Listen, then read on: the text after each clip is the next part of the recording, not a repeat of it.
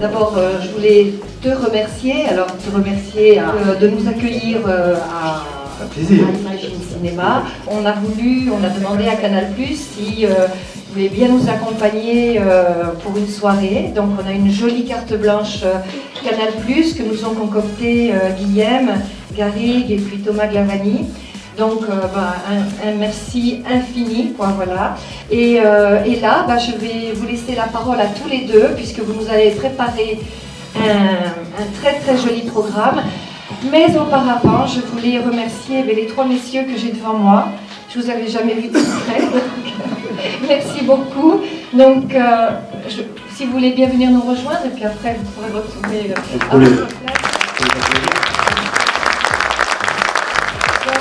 Je crois que même pas besoin de vous les présenter, mais voilà, Rodrigo Capo-Ortega, Armand Baye, et puis Julien Dumora. Voilà, merci infiniment.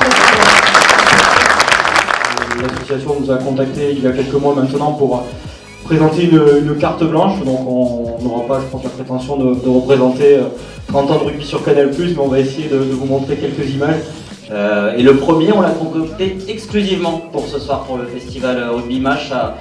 Ça retrace un peu justement les 30 ans de Canal, donc nous on arrive un peu plus tard, mais il y a un peu de tout, des interviews, des matchs, des sujets décalés, des reportages, et on l'a fait que pour vous ce soir, donc regardons-le, on revient juste après.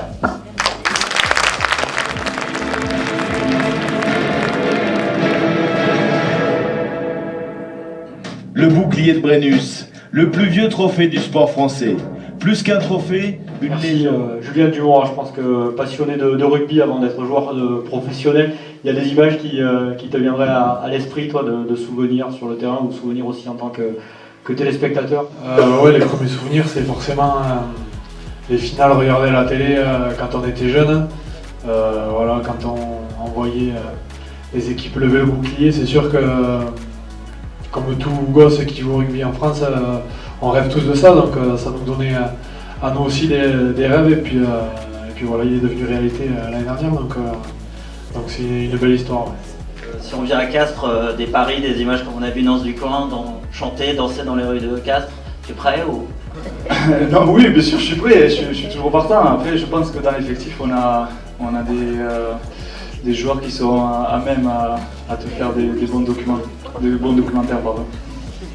On va passer au deuxième thème de la soirée. C'est un documentaire qui a été diffusé au mois de juin et qui est consacré au marqueur d'essai. En fait, c'est un peu dans la tête du marqueur d'essai. Des gestes simples pour approcher l'extase. Pour certains, c'est une quête. Pour d'autres, c'est bien plus. Déjà, raconte-nous ce que ça procure, marquer un essai, qui plus est au Stade de France, en finale du championnat. Marquer un essai, déjà, c'est, comme ils l'ont dit tous, c'est la finalité d'un travail collectif. Et après, pour l'essai de la finale, c'est forcément un essai spécial lors de la finale. Donc c'est un moment qui restera gravé à jamais, quoi. Et personnellement, et je pense que c'est le cas de tout le monde, quand on sort d'un match et qu'on n'a pas marqué, on est frustré. Ça occulte en rien la satisfaction collective de la victoire, mais voilà, il nous manque ce petit quelque chose qui fait qu'on a envie de franchir la ligne. Par rapport à tout ce qu'on a entendu, j'ai une question, est-ce que tu fais partie de ces joueurs à avoir des modèles, toi, c'est-à-dire c'est une évidence de jouer à ce poste? Oui, on s'identifie quand même à certains joueurs. Moi, c'était plus les joueurs comme Bernard Sac, par exemple, des joueurs d'évitement, même Vincent Clerc. J'y pense, c'est une surprise, Thomas, parce qu'il y a du bon monde en première ligne. Oui, bah surtout dans le reportage, tous ces chasseurs d'essais l'ont répété, ça commence quand même devant, c'est important pour eux. Alors juste pour le festival Rugby Match, on va constituer une paire de deuxième ligne inédite avec monsieur Jean-François Ambernon et Rodrigo Capo-Ortega. Là, on peut voyager. Jean-François qui est dans la salle et Rodrigo. Vous pouvez m'encadrer, je me sens. Moi, je vais me mettre en retrait. Je vais me tenir bien là. Je vais nous signaler sa présence, évidemment, parce que... Ces chasseurs d'essais, quand même, ils étaient reconnaissants, ils savaient reconnaître le travail des avants. Ils savaient intérêt plutôt. Eux, c'était pire. Enfin, à mon époque. Moi, je suis pas français, mais jeunes considèrent comme tel, parce que bon, ça fait 17 ans que je suis en France et la France m'a tout donné. Et voilà, et pouvoir partager un moment avec des légendes, des messieurs, comme j'ai ici avec moi, et c'est un privilège.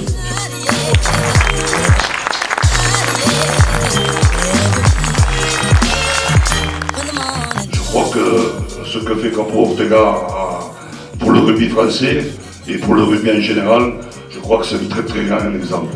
Vous auriez aimé Ah oui, j'aurais signé, oui. Ça, c'est sûr que j'aurais signé, comme avec Sam, pareil. Voilà. Une dernière question, on a vu dans le documentaire que les avants étaient là aussi pour rappeler les 3 quarts à l'ordre quand les célébrations étaient trop expansives. Parce que bon, ça aussi, vous nous mais confirmez. ils vivent dans leur monde. À un moment donné, il faut les laisser rêver, ces petits. Parce que ça ne nous existerait pas. Et nous, on le sait. Nous, on en est convaincus. Mais après quand même, bon, je les taquine, mais je les taquine, mais quand même, quand il marquait l'essai, qu'est-ce qu'on était content. J'ai eu un accident, j'ai perdu un doigt, et j'ai cela qui, bon, alors je me les attachais avec un astroplace. Et en Irlande, bon, je sais pas qu'est-ce que je fais, je ne voulais pas donner le ballon. Et puis je lui ai fait des fourchettes, ça se faisait à l'époque. Il n'y avait pas la loupe. C'est notre faute. Et l'arbitre m'a c'était aussi. J'étais comme toi. Et il arrive, il commence à me dire fourchette. Alors moi, que je comprends pas l'anglais, qu'on connaît pas l'espagnol. Et alors je dis, qu'est-ce que tu vas faire, putain? Je dis, tu vas être le premier joueur, parce que et alors je lui fais, non possible. Alors il me regarde la main, il m'a foutu une coup froid. On dit que tu pars pour l'armée, dans le Piémont servir le roi. On dit que tu pars pour l'armée, dans le Piémont servir le roi.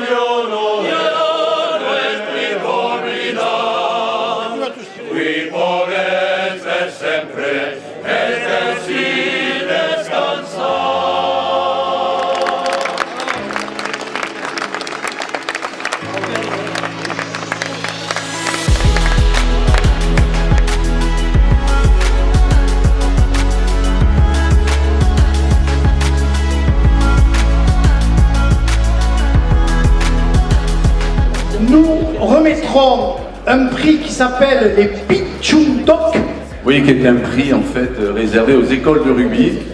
Agréablement surpris que notre vidéo soit primée, arrive du moins première. Et je fais beaucoup de vidéos pour la Lomagne parce que la vidéo c'est ma passion à la base. Et voilà, et du coup j'étais vraiment contente de faire quelque chose pour un club de chez moi. Voilà, merci. Merci beaucoup. Et bravo, et je suis très fier pour vous et bravo pour le film, il est très bien. En tout cas, merci aux organisateurs pour ce petit clin d'œil. Voilà. Je vais prendre un double contre-pied, et c'était pas mon habitude sur le terrain.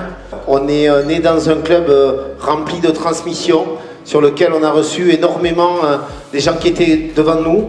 Vous en vivez, le Stade Toulousain est en train de préparer quelque chose qui n'existe pas aujourd'hui en France, en essayant de rapatrier une machine qui nous viendra de Montpellier, qui sert à enregistrer la vitesse de réaction en fait, des cervicales. Et justement, avec cette vitesse, cette capacité de réaction, de résistance à l'impact, en fait, on va pouvoir justement faire évoluer tous ces jeunes, leur permettre d'avoir des temps de réaction qui sont supplémentaires, donc qui éviteront des commotions, qui pourront éviter des problèmes. Et je crois qu'on sera le seul club en France à le faire, ça. C'est un plaisir non dissimulé d'être ici. Je crois qu'il y a 10 ans à peu près, quand je suis venu jouer au rugby pour le FISA Joe, avec Gérard Lanvin, Vincent Moscato, Olivier Marchal et surtout Philippe Guillard en tête, que vous aimez tant et que j'aime de tout mon cœur. Il paraît qu'il y a plus de gens qui ont vu le film que d'habitants. J'ai aimé le rugby à partir de 15 ans et malgré mon gabarit, j'y ai trouvé des valeurs et j'y ai trouvé une deuxième famille. Alors, nous, on organise un festival Rugby Mage et on n'est que 300 ici. Lui, quand il organise des festivals, ils sont 300 000, ça n'a rien à voir. Il ira là-bas. Vous leur dites, il faut qu'il monte une équipe de rugby.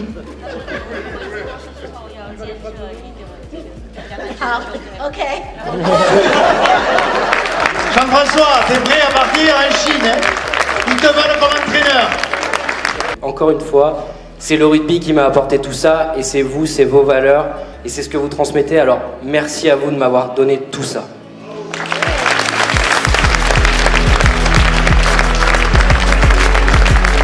À un moment donné, le FISA Joe, il a grandi.